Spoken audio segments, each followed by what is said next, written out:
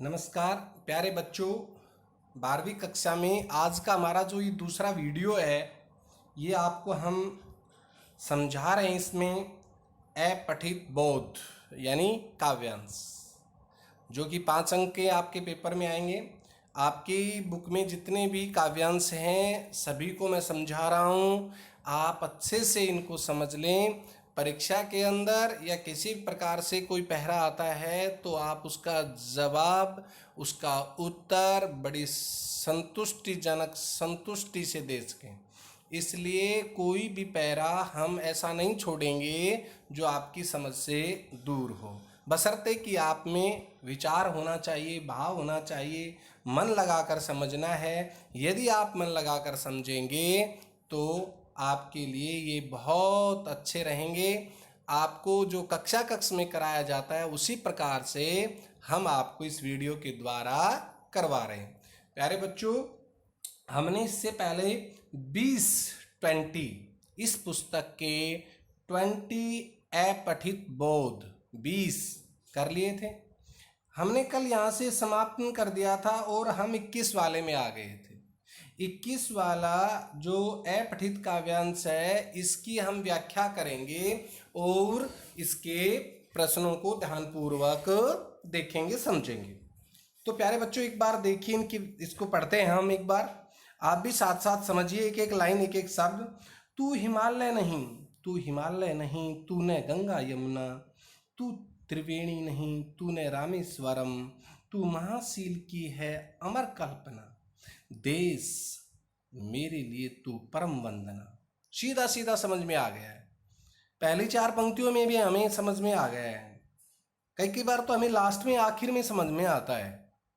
मेरे करते नमन, मेघ करते नमन, सिंधु धोता चरण, लहराते सहस्रो या खेतवन, नर्मदा ताप्ती सिंधु गोदावरी है कराती युगों से तुझे आचमन, तू पुरातन बहुत, तू नए से नया, तू महाशील की है अमर कल्पना, देश मेरे लिए तू महाअर्चना, शक्ति बल का समर्थक रहा सर्वदा, तू परम तत्व का नित विचारक रहा, शांति संदेश देता रहा विश्व को, प्रेम सद्भाव का नित प्रचारक रहा, सत्य ओ प्रेम की है परम प्रेरणा, देश मेरे लिए तू महाअर्चना। हे देश, तू मेरे लिए महाअर्चना है। तो आइए एक बार देखते हैं। कहता है, कवि कहता है, तू हिमालय नहीं, तूने गंगा यमुना। तू बड़ाव की मात्रा आती है, देखिए। तू हिमालय नहीं, तूने गंगा यमुना, तू त्रिवेणी नहीं, तू त्रिवेणी तीनों नदियों का संगम इलाहाबाद नहीं है। तूने रामेश्वरम, दक्षिण में जो पवित्र शिवलिंग है रामेश्वर नहीं है। तू क्या है इन सबसे ऊपर उठकर, हे भारत, हे मेरे देश, तू महाशील की, महाशील महाशांति की अमर कल्पना है। तुमने इस पूरे विश्व को महाशील की अमर कल्पना का पाठ पढ़ाया है। इसलिए पंचशील के सिद्धांत के कारण शांति के संदेश को तू विश्व में पढ़ाता रहा है, ये बात कही। इसलिए तेरी अमर कल्पना है, तू सदा अमर है। देश, ये देश कौन? भारत, मेरे लिए तुम परम वंदना, तू मेरे लिए सबसे बड़ी वंदना है, स्तुति है, आराधना है, प्रार्थना है। मैं करते नमन, हे भारत, तुझे प्रकृति नमन करती है, मेघ तुझे नमन करते हैं, झुककर नमस्कार करते हैं। सिंधु धोता चरण, हे भारतवर्ष, तुझे हिंदुस्तान, तुझे तेरे चरणों को सिंधु धोता है। दक्षिण में सिंधु तेरे चरणों को, पवित्र चरणों को धोता रहता है। लहराते सहस्रों, लहराते रहते हैं बहुत, सहस्रों पता नहीं कितने ही यहाँ खेत और वन खिले रहते हैं, लहराते रहते हैं। नर्मदा ताप्ती, नर्मदा नदी, ताप्ती नदी, सिंधु नदी, गोदावरी है कराती युगों से तुझे आचमन, तेरा आचमन करते हैं, तुझे जल पिलाती रहती हैं। ये नदियाँ पूरे देश में घूम घूम करके आचमन कराती हैं, जल का पान कराती हैं, जल पिलाती। तू पुरातन बहुत, तू नए से नया, तू महाशील की अमर कल्पना। तू पुरातन है, बहुत है, तू बहुत पुराना है। तू विश्व गुरु है, तू बहुत पुराना है भारत देश। तू नए से नया है, तू उसके अंदर भी नए से नया है। तेरे बहुत पुराना होते हुए भी तेरे अंदर नए से नई विचारधाराएं हैं। तू महाशील की है अमर कल्पना। तू महाशील, विश्व की बहुत बड़ी अमर कल्पना है। देश मेरे लिए तू महाअर्चना है। देश मेरे लिए तू बहुत बड़ी अर्चना है, प्रार्थना है। शक्ति बल का समर्थक रहा सर्वदा, पूरे विश्व में, पूरे संसार में, पूरे जग में शक्ति और बल, ताकत का समर्थक रहा है सदा। तू परम तत्व का नित्य विचारक रहा। तू परम तत्व, सबसे जो गहनता के लिए, तू गहनता से भौतिकवाद, आध्यात्मिक और उसमें छिपे बहुत सारे रहस्यों को जानने वाला रहा। शांति संदेश देता रहा विश्व को, सदा शांति का पाठ पढ़ाता रहा इस पूरे विश्व को शांति का संदेश दिया है तैने। प्रेम सद्भाव का नित्य विचारक रहा। प्रेम सद्भावना का सदा नित्य लगातार विचार करने वाला रहा। सत्य ओ सत्य को जानने वाले, प्रेम की यह परम प्रेरणा, प्रेम की यह बहुत बड़ी प्रेरणा है। देश मेरे लिए तू बहुत बड़ी अर्चना है, प्रार्थना है। तो ये पैरा हमने पढ़ा अपने देश के लिए। देश के गौरवगान हुआ है, देश की स्तुति हुई है, देश की आराधना हुई है। सब पवित्र स्थानों से सबसे बड़ा ऊपर देश है। तो यहाँ पर बताया कवि का देश को महाशील की अमर कल्पना कहने का क्या तात्पर्य है? क्योंकि महाशील यानी कि बहुत शांति का पाठ विश्व को भारत ने ही पढ़ाया है, इसलिए यह अमर कल्पना बन गई है, अमर विचारधारा बन गई। भारत देश पुरातन होते हुए भी नित्य नूतन कैसे? इतना सबसे पुराना होते हुए भी विचारधारा सबसे पहले संसार को नई से नई चीजें देने का काम भारत देश करता है। पुराना होते हुए भी नई विचारधारा, युवाओं में नए विचार, नए भाव, नई शक्ति, नए नए खोज भारत देश कर रहा है। तू परम तत्व का नित्य विचारक रहा। तू परम तत्व, तू बहुत गहन भावों को निकालने वाला, तू अध्यात्म और भौतिक में तू एक एक भाव को ढूंढने वाला। और देश का सत्कार प्रकृति कैसे करती है? काव्यांश में बताइए। देश का सत्कार प्रकृति कैसे करती है? मेघ करते नमन सिंधु धोता चरण, लहराते सहस्रो यहाँ खेतवन, नर्मदा ताप्ती सिंधु गोदावरी है कराती युगों से तुझे आचमन। ये सब लिखना है आपको। देश का सत्कार प्रकृति कैसे करती है? काव्यांश के आधार पर ये प्रश्न हो गया। शांति संदेश रहा, शांति का संदेश रहा, यानी कि शांति संदेश देता रहा विश्व को। काव्यांश पंक्तियों में अर्थ बताइए। इस कथन की पुष्टि के लिए इतिहास की कोई प्रमाण दीजिए। देखिए प्यारे बच्चों, शांति का संदेश तो हमने पढ़ा है। हमारे महात्मा गांधी जी थे। विवेकानंद जी ने अमेरिका में जाकर के अपने अपने विचार, अपने भाव उन्होंने रखे, हिंदी में अपना संदेश दिया, लोगों को प्रेम का पाठ पढ़ाया उन्होंने। जैसे कि गीता है हमारा, गीता ने भी जो है अपने सभी को शांति का संदेश दिया है, संदेश बांटा है। हमारे बहुत सारे ग्रंथ हैं और विश्व में हमारे यहाँ से बड़े बड़े ज्ञानी लोग बाहर जा करके लोगों को, विश्व को शांति का संदेश देने का प्रयास किया है। तो ये प्रश्न यहीं समाप्त होता है, यही पैरा। और अगला पैरा है तू के भू के मानचित्र पर। ध्यान से देखिए प्यारे बच्चों, भू के मानचित्र पर अंकित त्रिभुज यही क्या तू है? देखिए ध्यान से कि भू के, धरती के मानचित्र पर अंकित त्रिभुज क्या यही तू है? नर के नवश्चरण की दृढ़ कल्पना नहीं क्या तू है? वेदों का ज्ञाता, निगूढ़ताओं का चिर ज्ञानी है। मेरे प्यारे देश नहीं तू पत्थर है पानी है।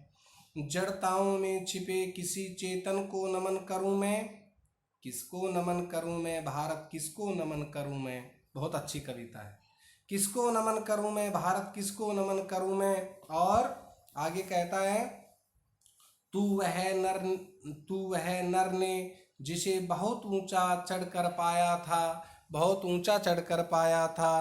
तू वह जो संदेश भूमि का अंबर से लाया था। तू वह जिसका ध्यान आज भी मन सुरभित होता करता है। थकी हुई आत्मा में उड़ने को उमंग भरता है। गंध निकेतन इस अदृश्य उपवन को नमन करूं मैं, किसको नमन करूं मैं भारत, किसको नमन करूं मैं। ये कविता की पंक्तियां देखिए। और आते हैं भारत के लिए पंक्तियां हैं, और यहाँ से फिर से देखते हैं। भू के मानचित्र पर, इस धरती के मानचित्र पर अंकित त्रिभुज जैसा यही क्या तू है, क्या भारत है, भारत देश है। नर के नवश्चरण में, नर के ऊपर घूमने पर, विचारधाराओं को ऊंचा करने पर दृढ़ कल्पना नहीं, क्या तू है, क्या वे दृढ़ कल्पनाएं नहीं है, क्या तू है, यानी कि भारत है। वेदों का ज्ञाता, वेदों को जानने वाला, वेदों को ज्ञाता, निगूढ़ताओं का चिर ज्ञानी है। वेदों को ज्ञान रखने वाला, निगूढ़ताओं गहन भावों को जानने वाला, बहुत पुराना ज्ञानी तत्ववेता।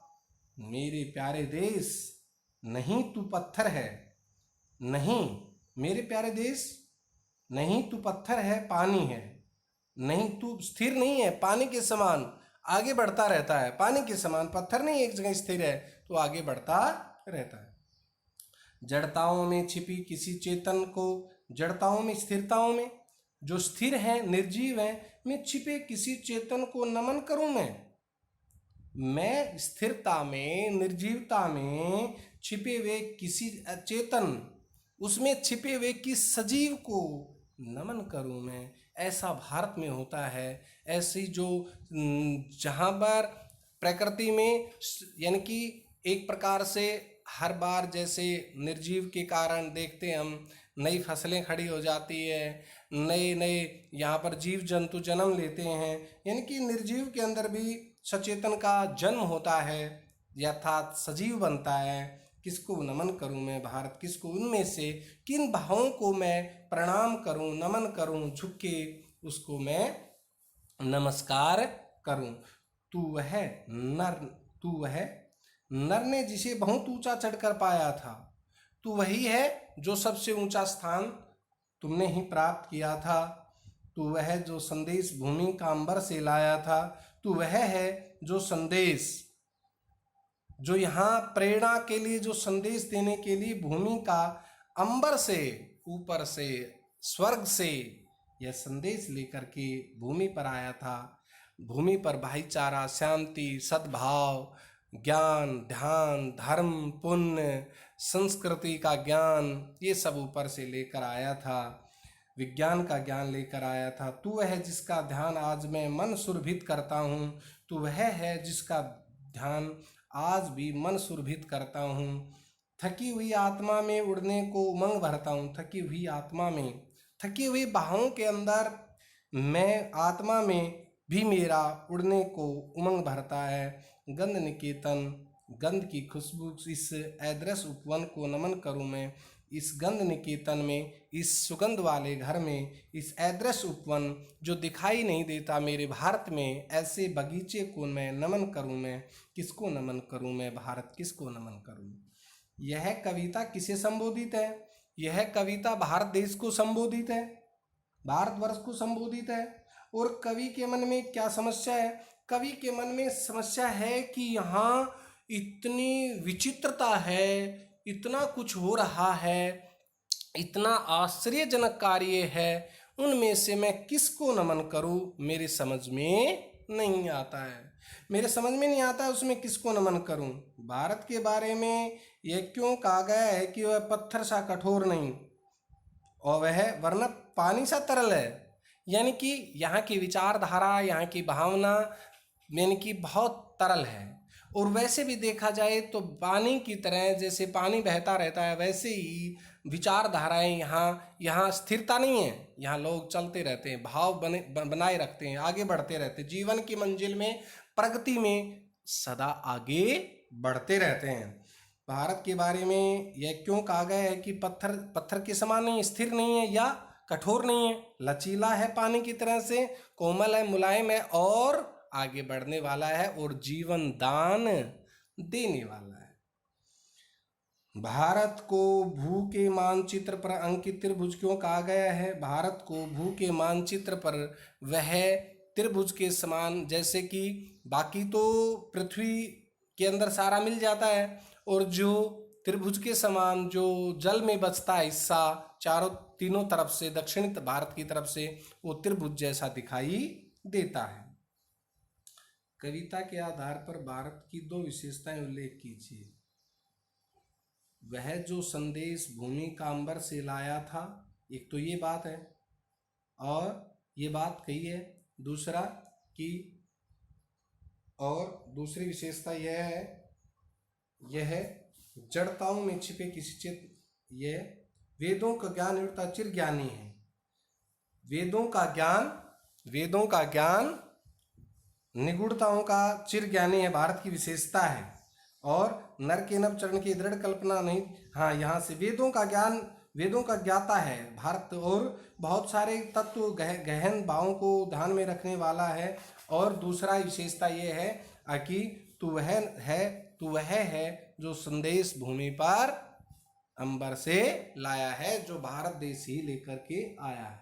कविता के भारत के ध्यान करने भर से मन सुरभित कैसे हो जाता है?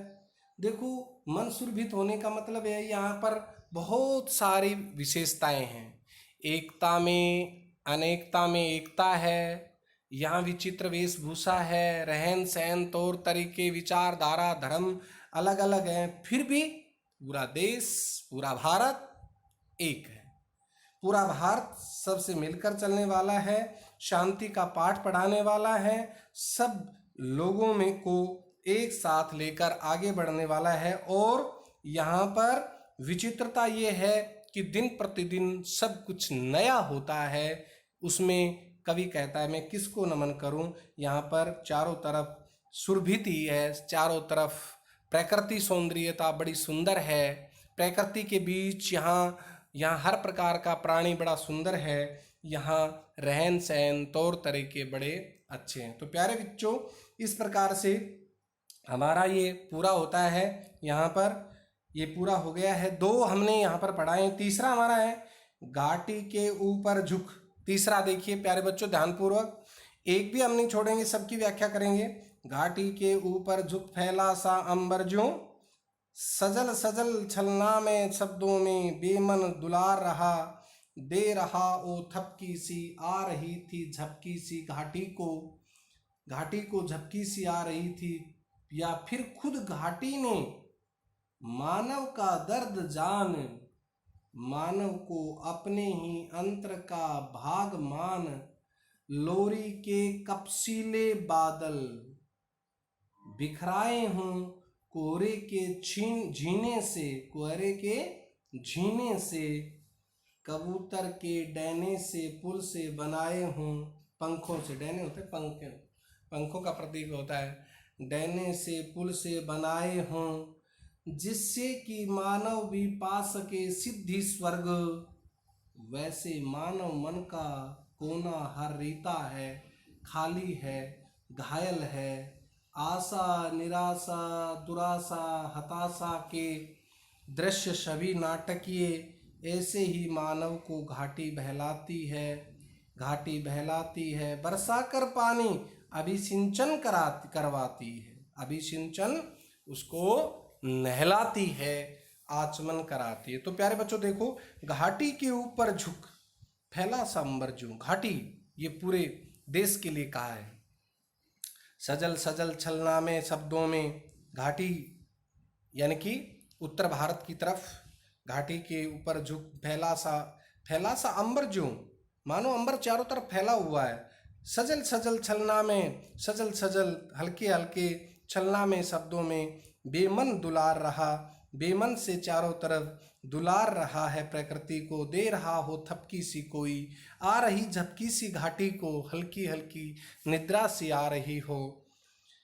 फिर खुद घाटी ने मानव का दर्द जान, या फिर इस घाटी ने, उत्तर भारतीय स्थान ने, घाटी ने मानव का दर्द को जान, मानव को अपने ही अंदर का भाग मान, अपना हिस्सा, अपना ही टुकड़ा मान करके, अपना हिस्सा भांग करके, अपना अंश मान करके लोरी के कपसीले बादल बिखराए, यानी कि चारों तरफ जो है बादलों की बौछार कर दी। लोरी के लिए, लोरी सुनाने के लिए हल्के हल्के बादल बिखरा दिए।